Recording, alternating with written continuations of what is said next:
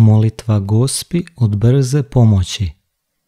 O majko od neprestane pomoći, kraljice anđela i svih svetih, u ime Isusovo odričem se svijeta i zloduha i priznajem te i izabirem za svoju zagovornicu i zaštitnicu, za svoju majku i odvjetnicu, kod tvoga ljubljenog Sina Isusa Krista.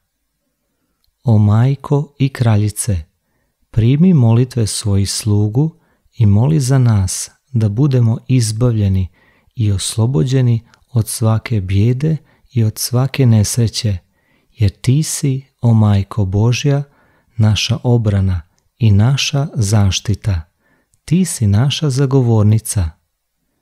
Mi se utječemo tebi, da nas zagovaraš da budemo izbavljeni i oslobođeni od svih naših neprijatelja. Mi tebe častimo, bezgrešna majko našega Boga, tebe, koju je Duh Sveti prekrio svojom sjenom. Amen.